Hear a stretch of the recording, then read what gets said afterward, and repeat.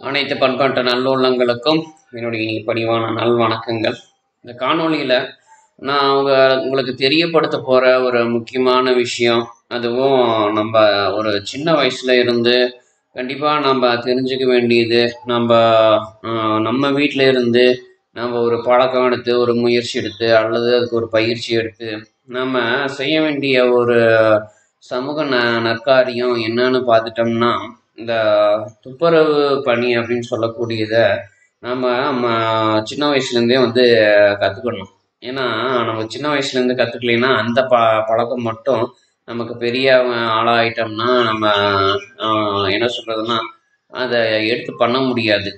ஏன்னா இந்த துப்புரவு அப்படிங்கிறது நம்ம வீட்டை நாம் சுத்தம் பண்ணி வைக்கிறதுலையும் இருக்குது. நம்ம எத்தனையோ நம்ம தமிழர்களாக இருக்கட்டும், அல்லது இந்தியாவில் இருக்கக்கூடிய ஒரு மலையாளியாக இருக்கட்டும், அல்லது மற்ற மொழிகளை பேசக்கூடிய மாநிலங்களில் இருக்கக்கூடிய மனிதர்களாக இருக்கட்டும், எவ்வளோ பேர் இங்கேருந்து துபாய்க்கு, சவுதி அரேபியாவுக்கு, அப்புறம் கட்டாரு, இந்த மாதிரி வெளிநாடுகளுக்கு போயிட்டு அங்கே துப்புரவு பணி செஞ்சு வீட்டுக்கு சம்பாதிச்சு அனுப்புகிறாங்க. அதுக்கு காரணம் என்ன? அவங்களுக்கு தெரிஞ்ச வேலை, இல்லை அவங்களால செய்யக்கூடிய ஒரு வேலை அல்லது ஒரு பணி. அதை அவங்க அங்கே போய் அதை கற்றுக்கிட்டாலும் கற்றுக்கவில்லைனாலும் அது ஏதோ ஒரு சிறு குறைபாடு அல்லது குற்றம், தவறு, பிழை இந்த மாதிரி ஏற்பட்டாலும் அதை திருத்திக்கிட்டு மறுபடியும் அதில் சுலபமாக நம்ம அனுபவங்களை வேக வேகமாக கற்றுக்கலாம்.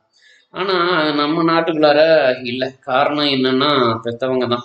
ஏன்னா பெற்றோர்கள் என்ன பண்ணுறாங்கன்னா, என்னுடைய மகன் கஷ்டப்படக்கூடாது, என்னுடைய பிள்ளை இந்த மாதிரியான தொழிலுக்கு, இந்த மாதிரியான ஒரு சேவைக்கெலாம் போகக்கூடாது அப்படின்னு நினைக்கிறாங்க. எல்லாரும் குப்பை போட தான் பார்க்குறாங்க. குப்பையை அகற்றணும், குப்பையை உருவாகிறதுக்கு காரணமான செயல்களை நம்ம தவிர்க்கணும். இந்த மாதிரிலாம் யாரும் சிந்திக்க மாட்டேங்கிறாங்க.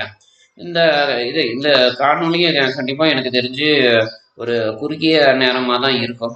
அதில் ஒரு சுருக்கமாக அதுக்கான தீர்வை நான் சொல்லிடுறேன். அதுக்கு என்னென்னா, எல்லா பள்ளிக்கூடங்கள்லேயும் படிக்கிற சிறுவர் சிறுமியர்களுக்கு அவங்களுக்கு கண்டிப்பாக இந்த ஸ்வச் பாரத் ஸ்கீம் கீழே ஒவ்வொருத்தருக்கும் பாதுகாப்பாக துப்புரவு பணியை கற்றுக்கொள்வது எப்படி அப்படிங்கிறது குழந்தையிலேருந்தே அவங்களுக்கு கற்றுக் கொடுக்கணும். குழந்தைன்னா அவங்க படிக்கிற காலத்துலேருந்து ஏதோ அவங்களுக்கு கண்ணில் பட்டது அதை எடுத்துகிட்டு கொண்டு வந்து ஒரு கூடையில் போடுறது அல்லது குப்பைகளை பெருக்கிறது. ஒரு குறிப்பிட்ட வயசை தாண்டினதுக்கப்புறம் அவங்களுக்கு என்ன பண்ணலான்னா, அவங்க அந்த வேலையை எடுத்து செய்கிறாங்க, யார் எடுத்து செஞ்சாலும் அவங்களுக்கு ஒரு சம்பளத்தை நம்ம கொடுத்துடணும்.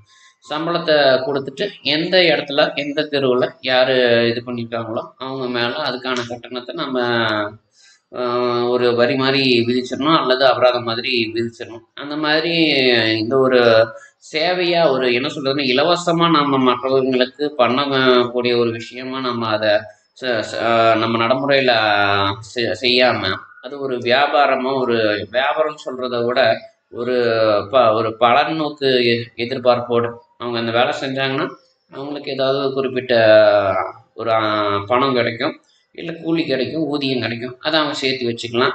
இல்லை எஃப்டி அல்லது எதிர்கால திட்டம் அல்லது ஒரு இன்சூரன்ஸ் பாலிசி, இந்த மாதிரி அவங்களுக்கு நம்ம சேர்த்து வச்சுக்கிறதுக்கு ஒரு திட்டத்தை நம்ம அவங்களுக்கு கையிலையும் கொடுத்துடலாம். அப்போ என்ன ஆகும்னா, அவங்க ஒரு 18-20 வயசு இல்லை 25 வயசு வரும்போது அந்த பணத்தை அவங்க எடுத்துக்குவாங்க.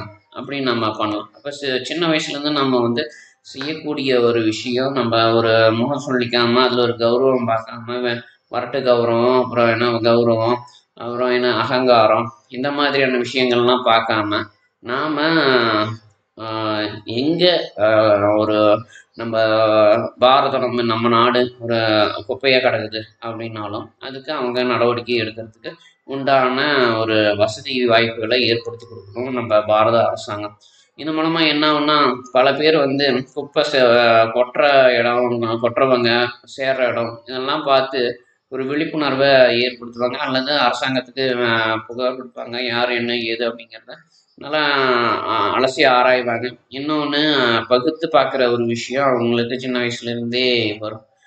ஏன்னா அந்த மாதிரி பகுத்து பார்க்குற விஷயம் வரும்போது, ஒரு வேலையை செய்யும்போது அவங்களுக்கும் இயற்கையாகவே பார்த்துட்டோம்னா, நமக்கு இயற்கை எந்த மாதிரியான ஒரு நற்குணம் அல்லது ஒரு நல்ல விஷயத்தை கொடுத்துருக்குன்னா, நம்ம ஒரு வேலையை செய்யும்போது அது மூலமாக நமக்கு அறிவு ஊற்றுங்கிறது நமக்கு கிடைக்கும். அந்த அறிவு ஊற்ற நம்ம கண்டிப்பாக நல்ல முறையில் நம்ம பயன்படுத்தலாம். சின்ன வயசுலேருந்து அந்த மாதிரி செயல்களை அல்லது வேலைகளை அல்லது பணிகளை செஞ்சுட்டு வராங்க அப்படின்னா அவங்களுக்கும் கையிலையும் வந்து ஒரு கைத்தொழில் அவங்களுக்கும் இருக்கும். யாரும் கஷ்டப்பட வேண்டியது இல்லை, யாரும் யார் கையும் ஏந்த வேண்டியது இல்லை. அவங்களுடைய நிலை என்ன, நம்ம சமூகத்தினுடைய நிலை என்ன, நம்ம எப்படி வாழணும், நம்மளை எப்படி மாற்றிக்கணும் அப்படிங்கிற விஷயத்த அவங்களாவே யோசிச்சுக்குவாங்க. அப்போ என்னன்னா நம்ம நாடும் சுத்தமாக இருக்கும், அவங்களுடைய மனசு சுத்தமாக இருக்கும். அவங்களும் என்ன சொல்கிறதுனா நாளைக்கு ஒரு தெளிவான மனநிலையோட அவங்களுடைய வாழ்நாளை கழிச்சிட்டு ஒரு இயற்கையான மரணம் எய்தி அவங்களும் போவாங்க. இது ஒரு நல்ல விஷயம். இதை நடைமுறையில் எப்படி அமல்படுத்துறதுக்கு சாத்தியமோ அது மாநில அரசோ அல்லது மத்திய அரசோ அதை கூர்ந்து அதை பார்த்து அந்த நலத்திட்டத்தை ஒரு நல்ல ஒரு இதோட ஒரு விஷயத்தோட அவங்களை கொண்டு போய் செயல்படுத்துங்க. முடிஞ்ச அளவுக்கு இந்த ஏழை எளிய மாணவ மாணவிகளுக்கு மாணவ செல்வங்களுக்கு இந்த ஒரு விஷயத்த கொண்டு போய் சேர்த்திங்கன்னா அவங்க சம்பாதிக்கவும் அதே சமயம் படிக்கவும் அவங்களும் ஒரு அறிவு வளர்ச்சி ஏற்படுவோம். அவங்க தங்களை தாங்களே முன்னேற்றிக்குவாங்கன்னு இந்த காணொலி மூலமாக கேட்டுக்கிறேன். இந்த காணொலி உங்களுக்கு பிடிச்சிருந்ததுன்னா லைக் பண்ணுங்கள், கமெண்ட் பண்ணுங்கள், ஷேர் பண்ணுங்கள். மறக்காமல் சப்ஸ்கிரைப் பண்ணுங்கள். சப்ஸ்கிரைபராக மாறிட்டீங்க என்னோட யூடியூப் சேனலுக்கு அப்படின்னா உங்களுக்கு நான் பதிவிடுற காணொலி உங்களுக்கு நேரடியாக நோட்டிஃபிகேஷன் மூலமாக வரும். நீங்கள் உடனுக்குடனே பார்த்து தெரிஞ்சுக்கலாம். நன்றி, வணக்கம்.